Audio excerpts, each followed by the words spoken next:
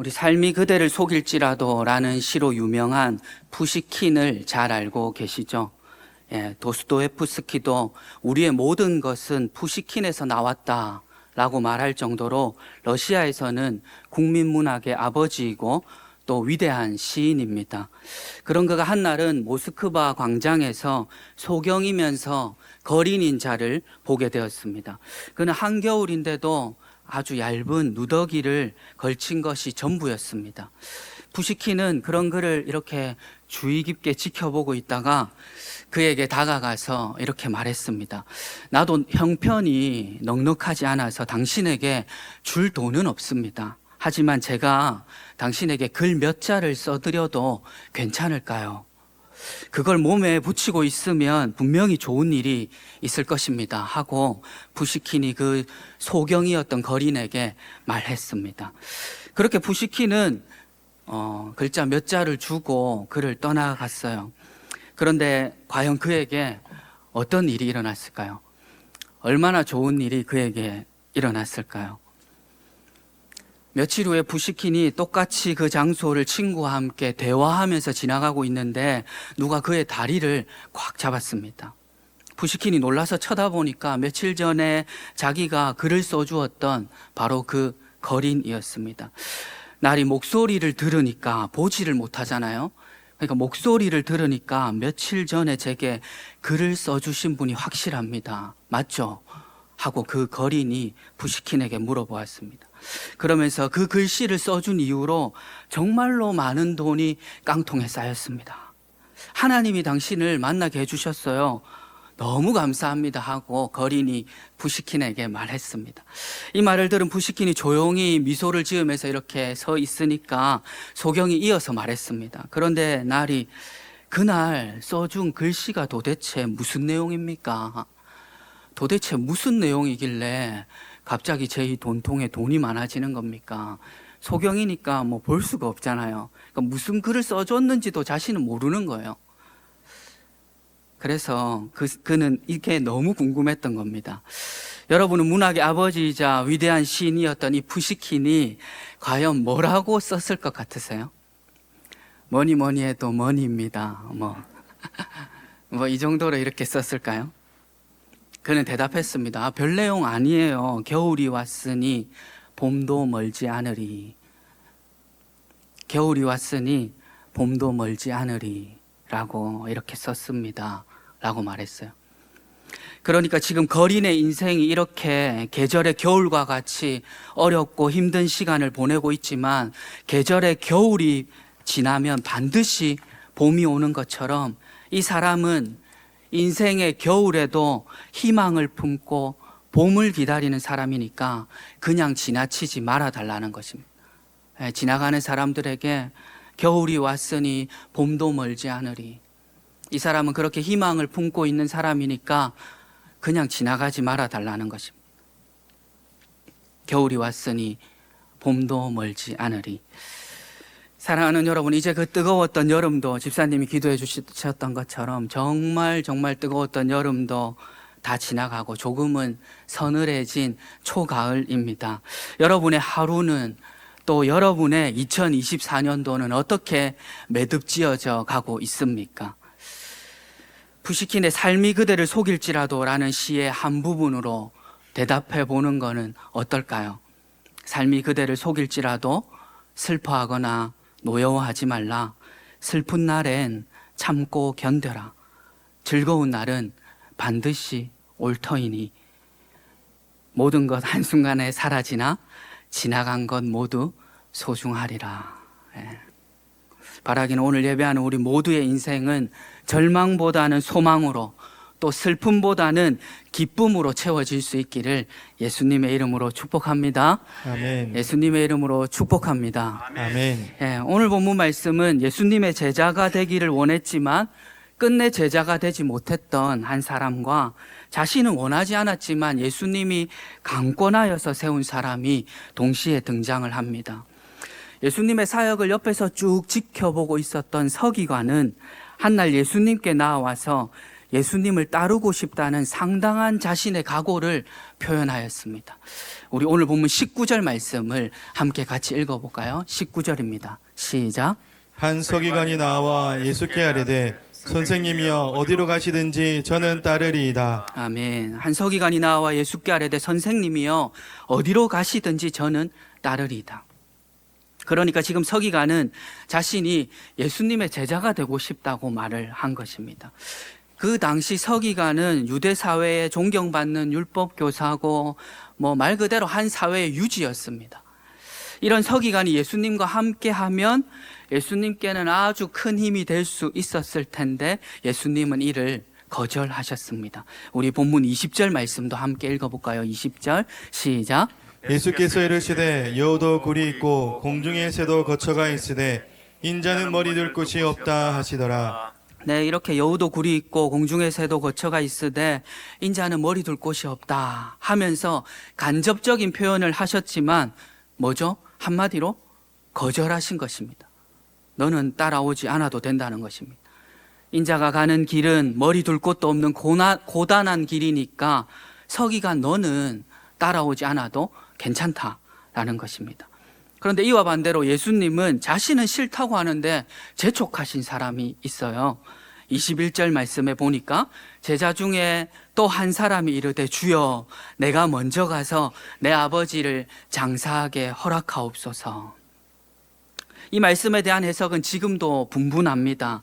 유대 사회에서 사람들이 어딘가를 따라가고 싶지 않을 때 썼던 이 말씀 자체가 관용적인 표현이다 라고 해석을 하기도 하고, 실제로 아버지가 돌아가실 때까지 집에 머물기를 원했다라는 해석도 있습니다.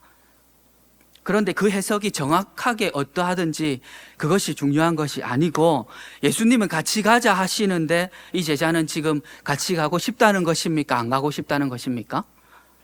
대답해 보세요. 안 가고 싶다는 거예요. 내가 먼저 가서 내 아버지를 장사하게 허락하옵소서. 그러니까 예수님은 가자 하셨는데 자신은 지금 안 가고 싶다는 것입니다. 언젠가는 예수님을 따라가야 하겠지만 지금은 아니라는 것입니다. 이런 그에게 예수님은 서기관처럼 그래 너는 아버지 장사 다 지내고 와라. 너는 나중에 와도 괜찮다. 이렇게 말씀하셨을까요? 아니죠. 전혀 그렇지 않습니다. 이런 그에게 예수님은 강권하심으로 예수님이 타실 배에 같이 타게 하셨습니다. 오늘 본문 22절 말씀을 함께 읽겠습니다. 22절입니다. 시작. 예수께서 이르시되 죽은 자들이 그들의 죽은 자들을 장사하게 하고 너는 나를 따르라 하시니라. 네, 예수님은 이렇게 거절하는 그를 가만히 내버려 두지 않으셨어요. 참 재밌습니다. 한 사람은 예수님을 따르고 싶다고 하는데도 거절하시고, 또 다른 사람은 따르고 싶지 않다고 하는데 강권하여다가 배에 태우시는 것입니다. 여러분은 이 말씀을 어떻게 지금까지 이해하고 계셨습니까? 이 말씀을 통해 우리가 생각해야 할 것은 무엇일까요? 그것은 예수님의 제자가 되어서 예수님이 타시는 배에 탈 수 있는 조건은 사람의 뜻과 사람의 의지에 달려있는 것이 아닌 줄로 믿습니다. 아멘. 예수님의 제자가 되어서 예수님이 타시는 배에 탈 수 있는 조건은 오직 하나님의 작정하심과 예수님의 선택하심에 달려있는 줄로 믿습니다. 할렐루야. 오늘 우리는 이것을 신학적인 용어로 하나님의 예정하심이다 이렇게 해요. 또 하나님의 섭리다라고 합니다. 그래서 오늘도 우리는 다른 그 어떤 조건이 아니라 이 하나님의 은혜로 인하여 이 자리에 있게 된 줄로 믿습니다. 사실 참된 신앙생활은 바로 이 사실을 인정하는 것에서부터 시작되는 것입니다. 내가 예수님을 선택한 것이 아니고 예수님이 나를 선택해 주셨고, 내가 하나님을 찾은 것이 아니고 하나님이 나를 찾아 불러주신 것입니다. 따라가고 싶으면 따라가고 따라가기 싫으면 안 갈 수 있는 것이 제자의 삶이 아니라는 것입니다. 그렇다면 이 위대한 선택을 받고 이제 예수님의 제자된 우리가 예수님과 함께하는 인생을 살아가면서 꼭 기억해야 할 것은 무엇일까요? 첫째는 같이 따라해 볼까요? 예수님과 함께해도 예수님과 함께해도 예수님과 함께해도 예수님과 함께해도 풍랑을 만날 수 있다. 풍랑을 만날 수 있다. 풍랑을 만날 수 있다. 풍랑을 만날 수 있다. 오늘 본문 23절과 24절 말씀을 우리 함께 같이 읽겠습니다. 시작. 배에 오르심에 제자들이 따랐더니 바다에 큰 놀이 일어나 배가 물결에 덮이게 되었으되 예수께서는 주무시는지라. 아멘. 이제 이 위대한 선택을 받았어요. 서기관은 선택받지 못했는데 나는 선택을 받았어요. 그런 위대한 선택을 받은 그들이 예수님과 함께 탄 그 배는 그들이 생각하는 좋은 곳, 또 은혜로운 곳, 평탄한 곳, 또 잔잔한 물가로 이렇게 인도를 받았으면 참 좋겠는데 인생이 꼭 그렇지만은 않은 것입니다. 예수님과 함께 탄 배도 가다가 풍랑을 만나고 또 풍랑이 너무 거세서 배가 뒤집힐 상황도 겪게 되는 것입니다. 본문 말씀의 제자들처럼 예수님의 선택을 받지 않았으면 경험하지 않아도 될 부르심으로 인한 환난과 부르심으로 인한 고난이 있는 것입니다. 저도 최근에 원하지 않았지만 풍랑이는 그 기후 속에 이렇게 배를 탄 적이 있어요. 얼마나 흔들리고 얼마나 괴롭고 얼마나 어렵든지, 주변에 다른 분들은 뒤에 가서 토하기도 하고, 육지가 또 조금 나왔을 뿐인데 얼마나 멀어 보이든지, 또 밤이 어두우니까 더 힘들어요. 너무 어려워요. 풍랑이는 바다는 너무 어려운 것입니다.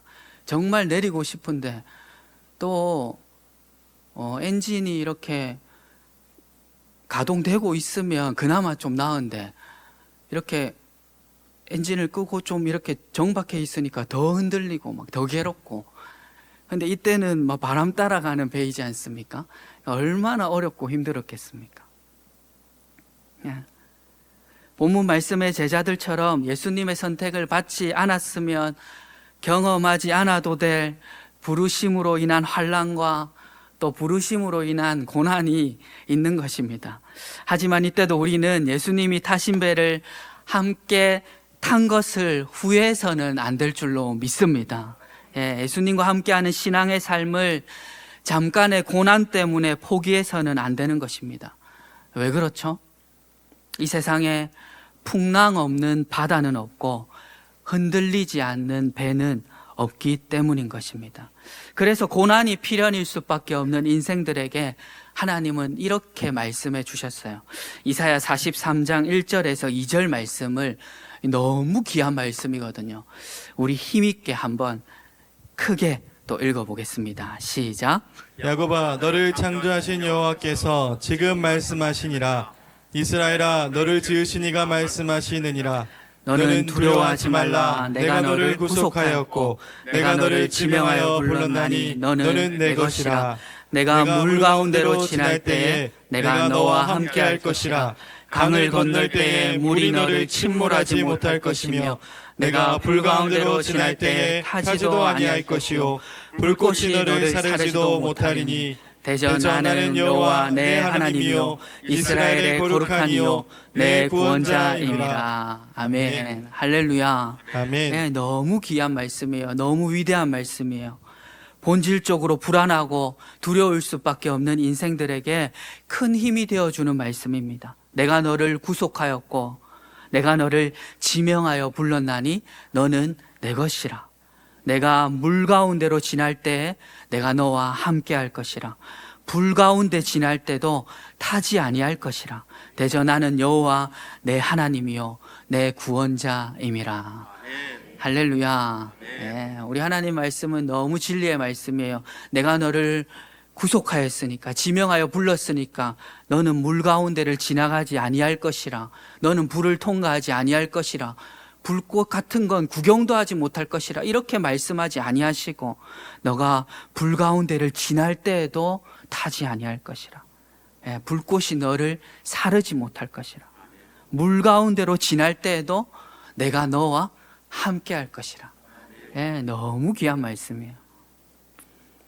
우리는 일상 속에 운전하면서 터널을 자주 통과합니다. 이런 어두컴컴한 터널이죠. 낮에도 어둡고 뭐 이런 터널을 자주 통과하죠. 그런데 운전자가 이 터널을 들어갈 때 빠져나오지 못할 것을 두려워하면서 들어가는 사람이 있습니까? 우리는 아무리 긴 터널을 들어가도 그 터널의 어두움과 터널의 하늘 없음을 겁내지 않습니다. 왜냐하면 그 긴 터널을 들어갈 때도 우리의 마음 속에는 이미 터널을 나가는 출구가 보이기 때문입니다. 들어갈 때 이미 우리는 그 나가는 출구를 보고 있어요. 그 어두운 터널을 들어가도 이미 우리의 마음 속에는 출구가 그려져 있는 것입니다. 그러니까 아무리 긴 터널을 들어가도 우리는 그곳의 어두움과 하늘 없음을 겁내지 않습니다. 왜요? 내 마음 속에는 이미 그 출구가 그려져 있기 때문에 그런 것입니다. 사랑하는 여러분, 그러므로 오늘 우리의 삶도 물 가운데를 지나고 있고 또 험한 강을 건너고 있다 할지라도 두려워하지 않아야 할 줄로 믿습니다. 네, 우리의 마음에는 이미 하나님이 함께하고 계시고 이미 그 터널을 통과하는 출구가 우리의 마음에 그려져 있는 줄로 믿습니다. 아멘. 전능하신 하나님이 모든 악을 선으로 바꾸시고 불 가운데를 지난다 할지라도 타지 않게 하시고 불꽃조차도 사르지 못하게 우리를 지켜주시는 줄로 믿습니다. 아멘. 네, 풍랑이 필연인 우리 모두의 인생이 이런 복된 인생이 다 될 수 있기를 예수님의 이름으로 축복합니다. 아멘. 예수님의 이름으로 축복합니다. 아멘. 네. 두 번째이자 이제 마지막으로 위대한 선택을 받은 우리가 한 가지 더 기억해야 할 것은 그 험한 풍랑도 주무시는 예수님의 평안은 깨뜨릴 수 없었다라는 것입니다. 따라해 볼까요? 그 험한 풍랑도 주무시는 예수님의 평안은 주무시는 예수님의 평안은 깨뜨릴 수 없었다. 깨뜨릴 수 없었다. 네, 오늘 본문 24절 말씀을 우리 함께 읽겠습니다. 24절입니다. 시작. 바다에 큰 놀이 일어나 배가 물결에 덮이게 되었으되 예수께서는 주무시는지라. 아멘. 네, 예수님은 그곳에서도 주무시고 계셨어요. 제가 얼마 전에 그 풍랑이는 배에 탔다 했지 않습니까? 그때 저는 이 본문 말씀이 딱 생각나면서 예수님이 멀미하셨을 수도 있겠다. 그냥 그런 생각도 했는데요. 그건 제 생각이고 예수님이 풍랑이는 배 위에서 주무시고 계셨다라는 것은 앞서 많은 사역들 때문에 육체적으로 피곤하셨다라고 1차적으로 그렇게 해석할 수 있습니다. 하지만 이 말씀의 신학적인 의미는 그렇지 않습니다. 이 말씀의 신학적인 의미는 세상의 그 어떤 풍랑도 예수님 안에 있는 평안은 깨뜨릴 수 없었다라는 것을 의미합니다. 이 세상의 그 어떤 풍랑도 우리 예수님 안에 있는 평안은 깨뜨릴 수 없었다라는 것이 이 말씀의 신학적인 의미입니다. 요한복음 14장 27절 말씀을 우리 같이 읽겠습니다. 요한복음 14장 27절입니다. 시작. 평안을 너희에게 끼치노니 곧 나의 평안을 너희에게 주노라. 내가 너희에게 주는 것은 세상이 주는 것과 같지 아니하니라. 아멘. 네. 이 말씀 그대로 우리 주님이 우리에게 주시겠다고 약속하신 평안은 고난 중에도 또 인생의 밤 가운데서도 깨뜨려지지 않는 우리가 누릴 수 있는 참 평안인 줄로 믿습니다. 예수님은 이 고난도 깨뜨릴 수 없는 이 참 평안을 본인만 가지고 계시는 것이 아니라 이 평안을 너희에게 끼치노니 곧 나의 평안을 너희에게 주노라 이렇게 말씀하셨어요. 얼마나 감사한지 모릅니다. 이 좋은 평안을 오늘 우리에게도 주신 줄로 믿습니다. 네, 그 평안이 우리에게 있기 때문에 그 어떤 풍랑이 와도 우리는 요동하지 않을 수 있는 것입니다. 걷잡을 수 없는 파도가 나를 삼키려 하는 바로 그때도 우리가 누릴 수 있는 평안이 바로 우리 예수님의 평안인 줄로 믿습니다. 예, 폭풍 한가운데서도 누릴 수 있는 평안이 바로 우리 주님이 우리에게 주시는 평안인 것입니다. 그래서 우리 예수님은 지금도 이 평안을 저와 여러분 모두에게 주시고 또 우리가 이 평안 가운데 거할 수 있기를 간절히 원하시는 것입니다. 예, 세상의 그 험한 풍랑 속에서도 너무 괴로워하지 말고 힘들어하지 말고 나의 평안 가운데 거하라고 연약한 우리를 초대하시는 것입니다. 순교자가 많았던 초대교회 시대에 한 순교자가 있었습니다. 그 순교자는 자신의 사형이 집행되는 장소에서 형을 집행하려고 하는 사람에게 이렇게 말했습니다.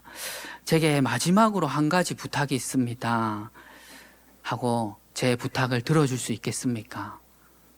당신의 손을 한 번만 제 가슴에 대어줄 수 있겠습니까?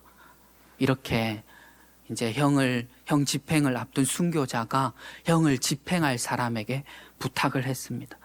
형 집행자는 순교자의 마지막 부탁이니까 뭐 크게 어려운 것도 아니니까 그의 말을 들어주었습니다.